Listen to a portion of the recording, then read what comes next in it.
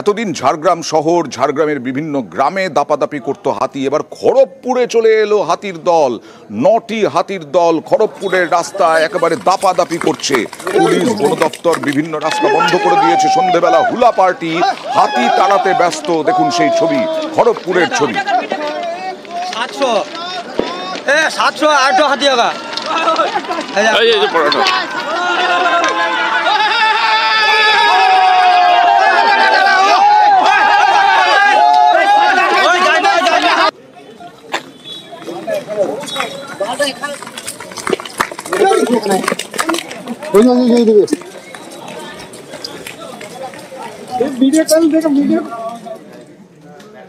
আর আগামীকাল মাদারিহাটেও বিধানসভার উপনির্বাচন, কিন্তু ডুয়ার্সে আতঙ্ক বন্যপ্রাণের।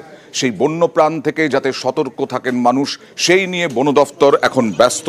কারণ আগামীকাল ভোট দিতে যাবেন, ভোট দিতে যাওয়ার সময় হাতি, চিতাবাঘের ভয়। উপনির্বাচনের বনকর্মীদের বাড়তি দায়িত্ব। ভোট কর্মীদের জন্য পটকার ব্যবস্থা বন দফতরের। আর ভরসা দিতে দেওয়া হচ্ছে জরুরি ফোন নাম্বার। ভয় লাগে আমাদের, এইসব এলাকায় আমি ভোট করি নাই, এবারে প্রথম করতেছি। একটু তো আতঙ্কিত আছি, বাড়িতে আতঙ্ক। যে আমি নাম দেখে বলছি মোগরাহাট, কোনো ব্যাপার না, পরে দেখছি মোরাঘাট। মোরাঘাট যখনই শুনলাম তখনই ওই কথা আমার মনে পড়লো যে নামেই আতঙ্ক। আমরা লোকাল মানুষের কাছে যেটা শুনলাম যে কলেজের ওদিকে হয়তো কোনো সময় আর কি হাতির বের হয়। এখানে যেহেতু ওয়াইল্ড লাইফের কোনো প্রবলেম হলে হতে পারে, যদি কোনো সমস্যা হয় তাহলে ওনার সঙ্গে যোগাযোগ করে। নাম্বার আপনারা কোথায় কোথায় গিয়েছেন এটা বলুন। আমরা বিন্নাগুড়ি বাগানে, আমাদের জুরিসডিকশন যেগুলো পড়ে বিন্নাগুড়ি বাগান। কি করলেন কি ওখানে? আমাদের ফোন নাম্বার দিলাম, যদি কোনো অসুবিধা হয়। কাদেরকে দিলেন?